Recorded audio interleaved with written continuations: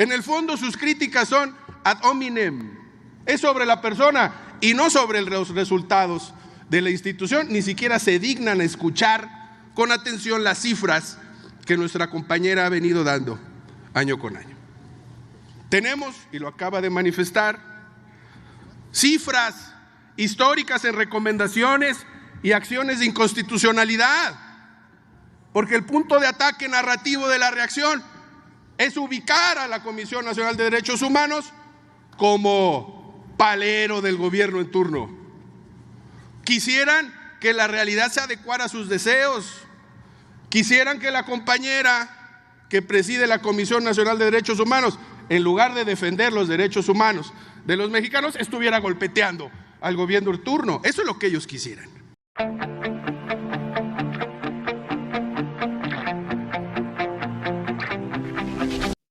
Vamos a ir al informe de labores de la presidenta de la Comisión Nacional de Derechos Humanos en el Senado de México, Rosario Piedra. Hoy, 29 de enero del 2024.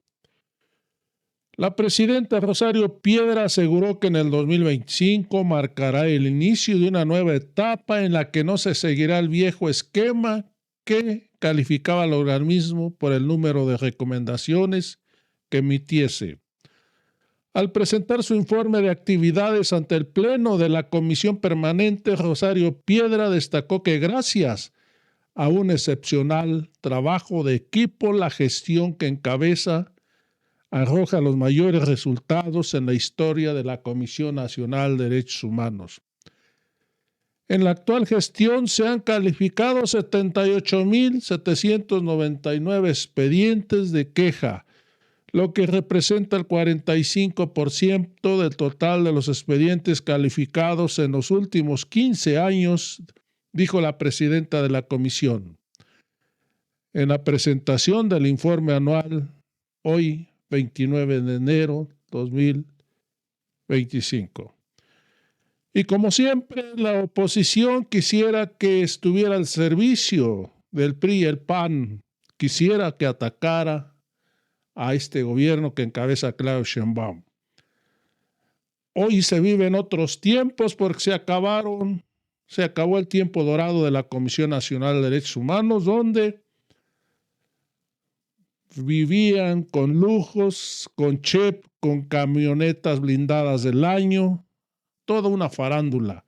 Hoy se acabó eso en la Comisión Nacional. Hoy hay austeridad.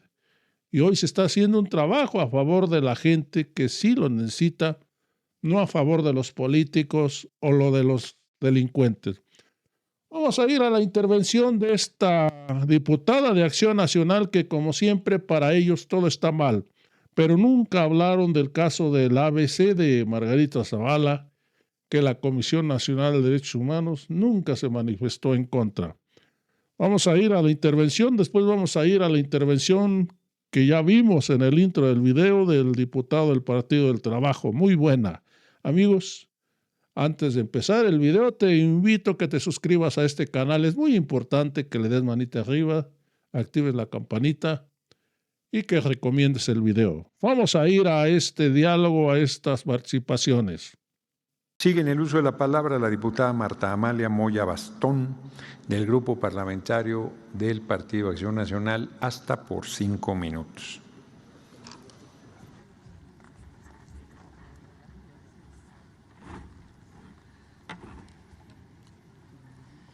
Con la venia, presidente. Adelante. Presidenta de la Comisión Nacional de Derechos Humanos. México es un país que ha enfrentado numerosos desafíos en materia de derechos humanos. A pesar de los avances legislativos e institucionales, la violación de derechos humanos sigue siendo un problema persistente en nuestro país. La protección de los derechos humanos no es estática, sino evoluciona, y su finalidad es la de conseguir una mejora constante en las condiciones de la vida de las personas. El respeto a los derechos humanos ofrece a los estados una vía para aumentar la estabilidad, nunca para reducirla. En el contexto actual en que nos encontramos, los trabajos de la Comisión Nacional de Derechos Humanos deben de asumirse con la seriedad que el momento histórico nos demanda y nos exige, y no de la manera en la que su elección por segunda vez ha sido cuestionada y hoy, después de 5 años, también lo es su evaluación. Atendiendo al principio de progresividad, constituye una obligación del Estado asegurar el progreso en el desarrollo constructivo de los derechos humanos. Al mismo tiempo, implica una prohibición para el Estado respecto a cualquier retroceso de los derechos.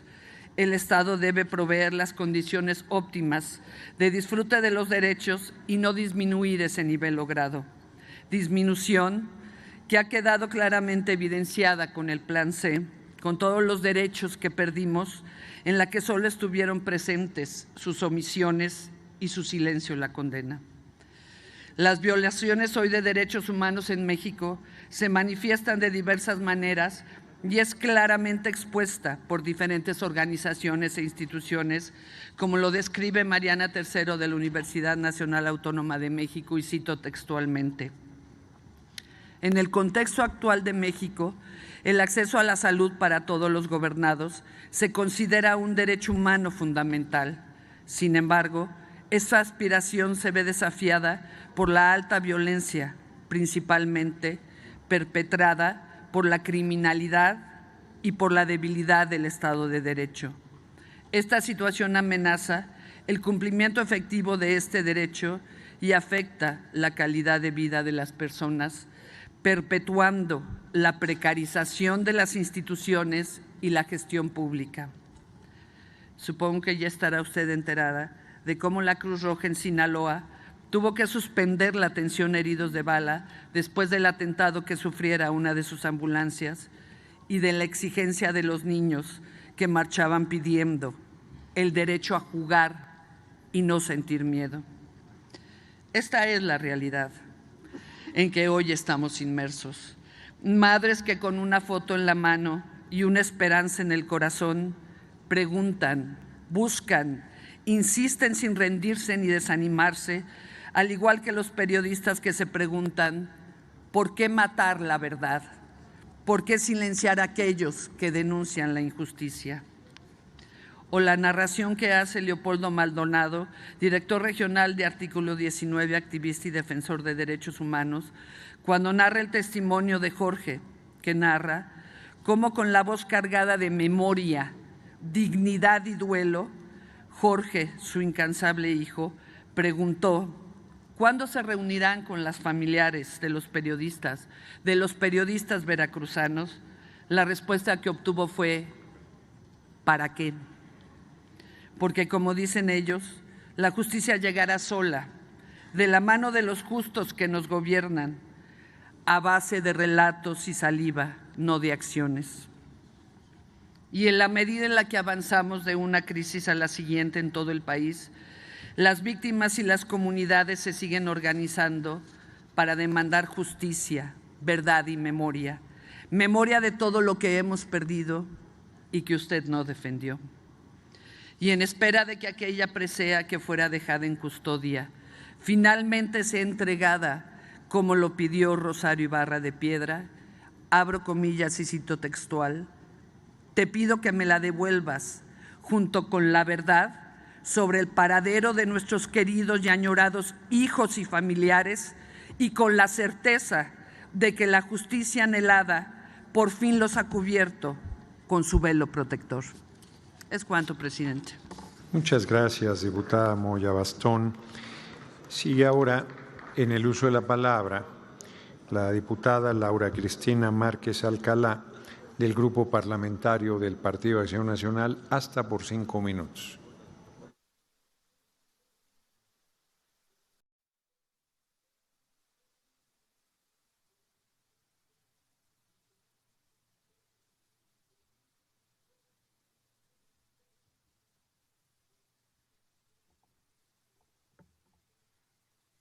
Muchas gracias, compañero presidente. Muchas gracias a la maestra Rosario Pedra Ibarra.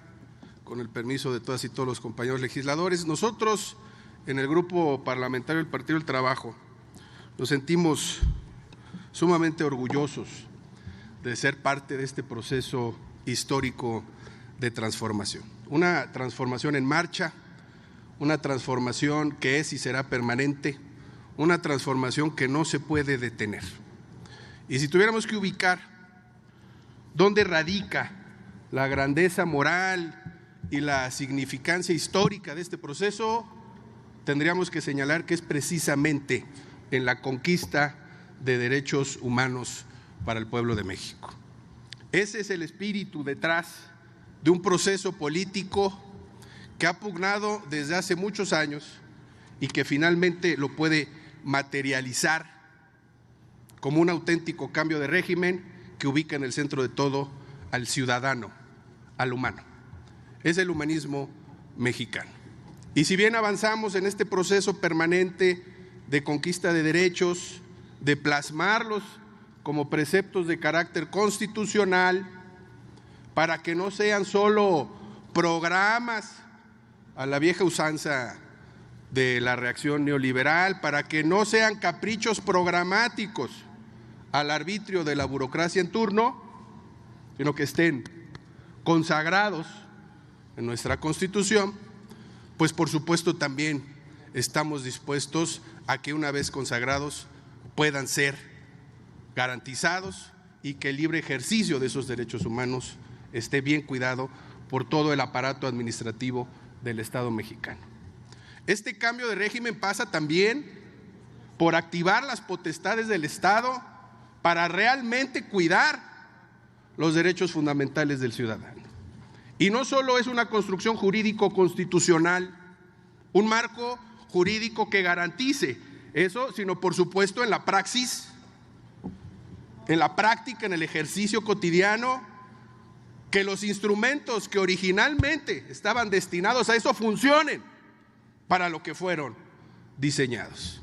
Sí, somos muy críticos del papel que la Comisión Nacional de Derechos Humanos desempeñó en la larga noche neoliberal. Sí, lo somos y lo ubicamos y lo señalamos, porque al frente de la comisión irremediablemente se ponía a funcionarios de la PGR que venían de la PGR o que saliendo de ahí se iban directamente a la PGR. Hoy que contamos con una compañera que rompe con ese molde neoliberal de lo que debe de ser supuestamente un funcionario público, hemos visto que la reacción no ha dejado de atacar con sevicia a nuestra compañera, la maestra Rosario. Les duele mucho en la forma y en el fondo que exista alguien que venga de la lucha social al frente de esta Comisión Nacional de Derechos Humanos. Es como si al romper este molde que tiene la derecha de lo que debe ser un funcionario, entonces los resultados de la institución ya no son válidos. En el fondo sus críticas son ad hominem, es sobre la persona y no sobre los resultados de la institución. Ni siquiera se dignan a escuchar con atención las cifras que nuestra compañera ha venido dando año con año. Tenemos, y lo acaba de manifestar, cifras históricas en recomendaciones y acciones de inconstitucionalidad, porque el punto de ataque narrativo de la reacción es ubicar a la Comisión Nacional de Derechos Humanos como palero del gobierno en turno. Quisieran que la realidad se adecuara a sus deseos, quisieran que la compañera que preside la Comisión Nacional de Derechos Humanos, en lugar de defender los derechos humanos de los mexicanos, estuviera golpeteando al gobierno en turno. Eso es lo que ellos quisieran. Y como los golpeteos de ellos no tienen ningún tipo de base social, como no logran generar convicción en ningún otro tema de su agenda política, buscan menospreciar resultados que son concretos y que son tangibles. Lo acaba de comentar la compañera, lo voy a repetir.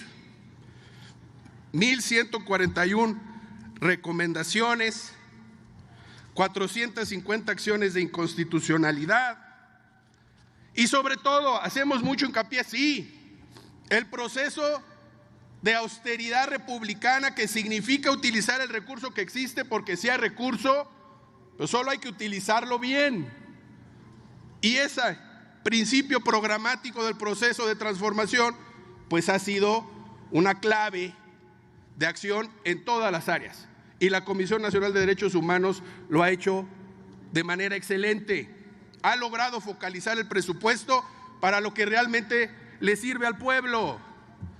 Sobraría ahorita hacer hincapié en los gastos superfluos que la alta burocracia prianista se dio, porque lo hemos dicho muchas veces.